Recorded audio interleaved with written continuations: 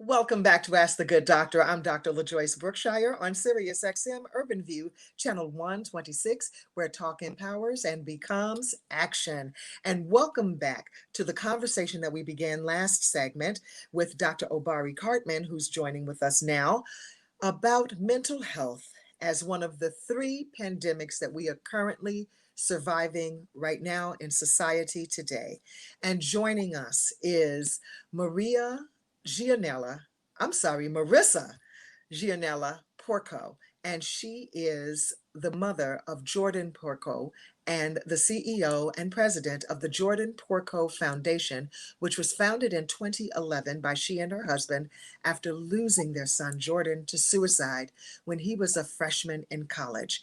Welcome, Marisa. Thank you so much for joining us. Thank you so much for having me on the show. Oh, it's my pleasure. I am telling you, this is really an intense way to find purpose through such a tragedy, and I'm so sorry for your loss. Tell us what happened to Jordan. Thank you. When I tell Jordan's story, he was a regular 18-year-old going off to college. What's his first choice school Which was what, by the way? St. Michael's College up in Vermont. Okay. And I'm a career social worker, so mental health conversations in my home were not taboo subject. I had worked in child welfare, I worked in community mental health agencies, so we talked about everything. And despite all this, my son died in February of 2011, and it came a shock to the entire community. I think, when we talk about a lot of kids, a lot of people that I've met over the time, Jordan's the last kid that you would think that would die by suicide. Always pretty happy-go-lucky, lots of friends, he had, but that's not what happens. And I think the story here is that, especially with our young adults, and there's so much anxiety, and especially during times of transition, we need to do a lot more in the work of prevention to make the conversation comfortable for kids and reduce the stigma and the discrimination associated with getting help, because I think that can make all the difference between someone acting impulsively, especially as our young men do, and someone getting the help. And then, it just is a blip in the screen of life, that you had this really dark moment, but you got through it with help. Yes. We got through it with help. What do you think? Do you think that the transition, like you said, the anxiety of dealing with the transition, do you think that was what was difficult for Jordan? I think that was one of the factors. I think there were many factors, and I think when we talk about suicide, it's always a confluence of factors. It's never one thing. We want to point our finger to something to make us feel better, but it's never really that. I think transitions are tough during the entire lifespan, whether you're retiring, whether you're getting a divorce, whether you're having some major life event. Transitions are tough. And I think especially for our young college-age kids or kids transitioning out of high school, whether they're going into the military, if they're going into the workforce, there's so many unknowns. And I think a lot of kids think everybody else has got it figured out except them. And we know that's true. Everybody's sharing the same experience that we think, or we might be going through the motions that we figured it out, but we don't. And the insecurity that goes with that, I think it just compounds the issues. Dr. Obari, what have you seen in your work regarding people that you have known, especially the boys that you have known who have committed suicide? I want to speak to real quick the shift in the language. I had a hard time adjusting to how we used to say commit suicide to what Marisa used, which was died by suicide. And I think it's a really important distinction because the last guest from Dallas was talking about having to talk to her anxiety. And it's really that sense that made me appreciate the difference in the language that speaks to these mental health conditions being something that is not in us. So I don't say I am depressed, I am anxious, but I'm being visited by the spirit of depression or the spirit of suicide, right? Yes. To say there's something external that's coming into me that I got to talk to. I got to wrestle with my anxiety, with my depression, with my thoughts of suicide. And so when we succumb to them, that phrase "died by suicide" gives us some distance that I really appreciate. So I see that as a part of what the conversation needs more of. This externalizing the things that are happening to us and not owning those things. Yes. Even the sense that for Black and Brown people right now, we're aware of the structural racism and the intergenerational trauma, to not own those things, to not say, Yeah. I am broken because of what was happening to me. And a lot Mm, of the boys I'm seeing have owned that. They feel unworthy. So we're talking mm, about getting them services and talking about, therapy and being better. If you don't believe you deserve happiness, there's yes. nothing a therapist can give you. If you don't believe you deserve health and wellness, if Mm, there's something underneath that. So I think there's a combination of things happening. There's a toxic masculinity. There's a cancel mm. culture. There's a Uh, there's a very mean thing that's going on in the world that uh, adults are promoting, that leaves our young boys feeling like they don't deserve good things. ooh. And because of that, it's hard to create spaces where we can have these conversations. And the truth is, I think we need to do better to just acknowledge that that's where we are right now and help young people develop more skills and tools to have insight and reflection. For me, journaling is really important. So if they won't come to a therapist, there's no group for the young boys to talk at the college, wherever they are. We need to get them into the habit of just doing these reflective things for themselves, meditating, That's a good thing. talking to yourself, reading self-care books, Hmm. journaling, expressing however you can, listen to music, whatever it is. Sometimes right now, particularly right now, it's got to be an individual one-to-one conversation with yourself to get yourself out of these ruts that we get ourselves in. Because I don't think the mental health system is prepared to deal with the Huh. amount of trauma and pain we're starting to experience. No, go ahead, Marissa. So what say you? I know. I agree. I think it's a little bit, and this is terms people have been used, like there's a tsunami waiting to happen. And Oh, I yeah. think with all of our life experience at our age, we can try to make some sense out of this, and we're all struggling, right? Between all the things that are happening in our world right now. We're just being bombarded in the 24-hour news cycle. And I think, and our kids that don't have the skills and the resilience yet, and they've got to build some resilience. And I bet you some kids are building some resilience right now because Yes. out of necessity, but filtering all that. And just kind of also kind of, I think one of the things that we need to remind our kids is that you've got people around you can talk to. And I think that's the most important thing, that maybe we don't have the access and we don't have the amount of therapists that we're going to need or whatever we need, you know what I mean? But we have each other Yeah. and we all know each other. And I think as parents, as teachers, as aunts and uncles and grandparents, we need to listen to our gut. If things don't feel right with your interactions with the kids in your life, you need to bring it out. Yeah. You need to give them the language. We got to talk about it. It's true. We've got And to talk about it, interesting that also own it. it's That we interesting know that you about say it's interesting that you say, I'm sorry to interrupt you, that. that we've got to learn the language. And, I have I didn't have my daughter till I was 40. And so when we're talking a lot, I talk like my daughter talks because I'm around her a lot and I'm around her friends a lot. And my Yeah, best friend in the whole wide world says, why do you talk like a teenager? I was like, because I have one. And I'm not going to be left out. Okay. That's why. And I think that's yeah, important to do that. The New York Times on August 24th wrote a 3-paragraph article. They thought it was worthy enough to put in the New York Times, talking about how COVID is spawning the mental health pandemic, and young adults are particularly affected, 18 to 24-year-olds reporting the highest levels of anxiety and depression at 62%. And that is particularly troubling yeah, considering the fact that the United States was already on the brink of a mental health crisis prior to COVID. Okay, this is not anything new. We yeah, know this, but COVID has actually magnified it all. And mhm, so when you talk about, Marissa, what some people are building right now in terms of sort of like a bounce back factor, um, I would call that the class of 2020. right, right. Yes, Yeah. absolutely. Absolutely. Because they've really had to, we use the word pivot, right? We've had to pivot our businesses and our models and how we structure things. And those kids really did.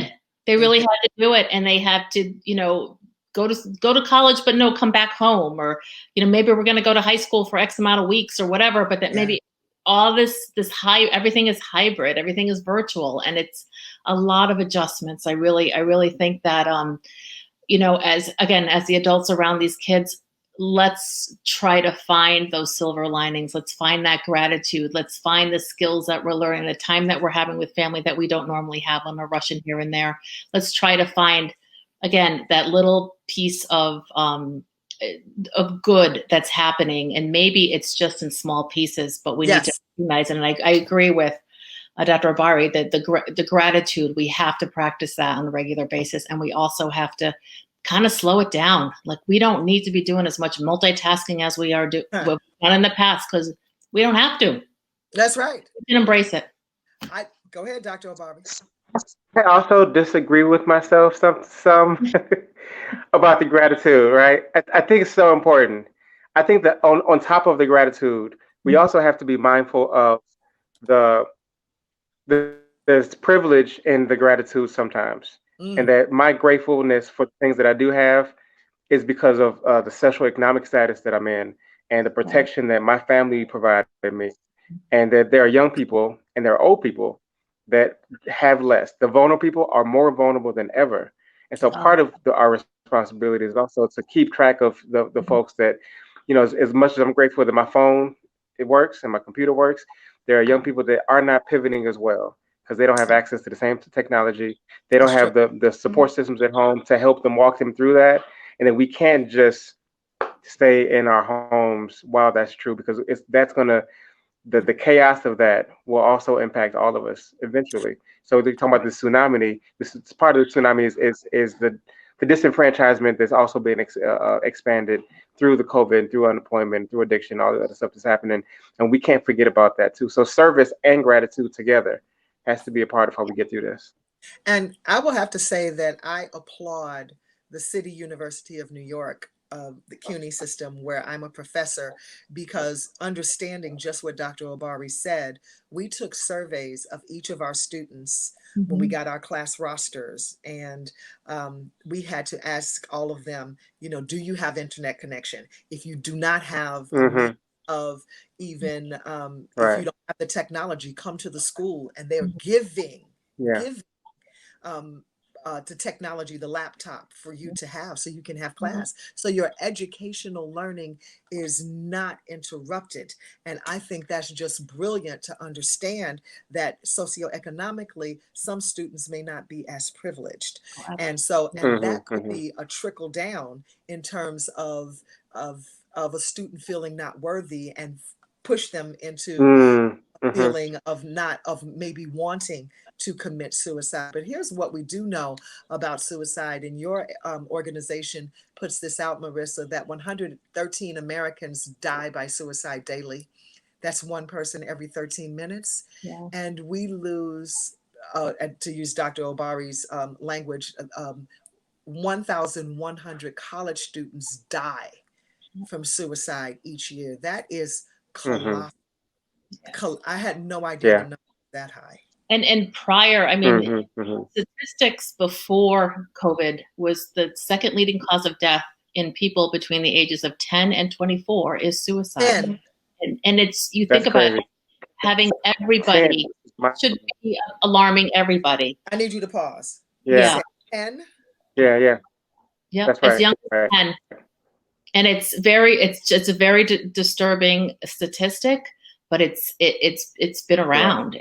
And even if you look at the youth risk behavior, so there's kids in high school age who are seriously contemplating suicide. And I'll never forget, my daughter's in a dance company, and they went to dance at a middle school to put on a performance. I think it was Black History Month or something, but they went to the middle school, and they had the third suicide at a middle school. These children crying, and they performed a dance, "We Need You." And I'm telling you, it wasn't a dry eye in that auditorium. It makes me get teary right now just thinking about it, because it was these children, 3 children, their friends, they made a pact. They made a suicide pact in middle school. And how much of that do either of you hear about? You know, we do hear it. And I think from the public health perspective and the prevention perspective, I think when you have these things happen in communities, I think it's so important to do education, educate your students, educate your teachers. There's no you can't be too young to talk about this. It's That's right. not putting it in their head, it's already there. But I also think how a community responds to a suicide has a lot to do with whether or not there's more risk. And that's like the postvention piece of it. So there's postvention, that efforts for communities and schools is just as important as a primary to get the conversation going in your community. So I think these are and it breaks my heart to hear this, but I have heard these stories, and not keeping secrets. I mean, those are things that we need to tell all our kids. And I talk about having the supports and obviously the privilege of maybe, something, but having mentors out there supporting our students, I think is going to be more important than ever. As we kind of move forward into 2021 and remind kids that people are there for you and for them, and that, they're everything, that there's hope. I think we need to remind kids there's hope. It's dreary. You bring up something very interesting. You said to remind children that we are there for them. I know parents who are home but completely checked out. Yeah. That's real. I mean, completely. They're not present. They don't know what their child is doing in that room. They have no idea if there's somebody else living in it. I mean, I don't go in my kid's room. Are you kidding? I go in my child's room like 10 times a day and sit on that bed. What you doing?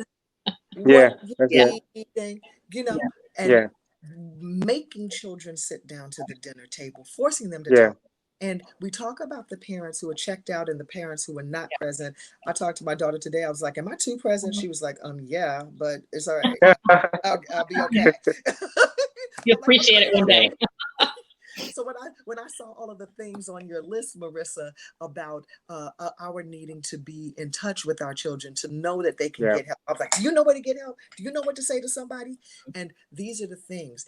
What do you teach, Dr. Obari, for children to, back to the not keeping secrets and what they need to know and how they can run and tell adults if someone's in trouble? I mean, the reality that you're saying is so true that a lot of times in response to that, they have to form peer support groups. Yeah. And I encourage that. Sometimes they don't have parents to go to, and they don't have mentors or teachers or adults that they can trust. Well, that's and I think that's the adults' responsibility. I think we have to work harder to not instill hope that we're there for them, but to really actually be there for them. And then, the proof will be in the pudding. And so I meet a lot of young people that are neglected, that are fall through the cracks. And I encourage them to find each other and support each other as best as y'all can, because that sometimes can be more effective than a support from adults. There's some things that kids can't talk to their parents about. But if you have a good friend circle that will hold you accountable, that's not causing harm, that's not making things worse, then it can really carry you through a lot of stuff. And I don't see attack so much. I think the numbers are worse than we see. I know, and I work with a lot of Black boys in Chicago, and people know all around around the world at this point the numbers of gun violence that comes of these boys, and these are my boys, right? And what I hear several times, I have several documented stories of a young man saying, "I did not want to live anymore, and so I walked into the block of my ops territory, my opposition's territory, hoping that I lost my life." Provoking violence, right? So what I think is we missing those numbers. Those numbers don't even get recorded as suicide.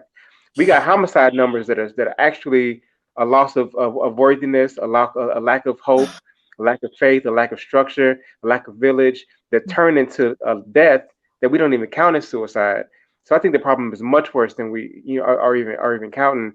And the structural work for adults to repair the village and to create support systems and to give resources is everybody's work. Like, this is not the organizations that take on this missions work. It's not the psychologists' work. It's everybody's work to provide a net for our children, to give them something to live for. And I don't see the urgency. I don't see adults taking that banner and doing what we're supposed to do to make sure our children are safe. And that's what concerns me more than anything else. You just completely rendered me speechless. Completely. And when you talk about gathering a group of friends who don't cause harm, That Yeah. is the conversation every parent should have with Hmm. children. Hmm. Gather your circle, Mhm. that a circle that does not cause harm. And parents, Yeah. don't be afraid to tell your children, watch out for that one. That's My Mhm. right. mother used to say that. Oh, that one can't come back Hmm. here. You Hmm. can't be around there. No, you can't go there. And even when somebody says, but everybody's going, what did your mama say? You're not everybody. Yeah. Right. Right. So, and be grateful for that. So, Dr. Yeah. Obari, tell our audience how they can reach you. I'm on the website, drobaricartman.com, Instagram at Obari at ocartman1, Twitter, Facebook. I'm everywhere. He's everywhere. Well, we thank you for joining us to give I us some thank you for solid having me. solutions. Yes, and Yeah, we're going to do this again on another platform, I promise. looking Okay? forward to it. And, all right. Don't go away. More solid solutions when we come back. I'm Dr. LaJoyce Brookshire on Sirius XM Urban View, Channel 126.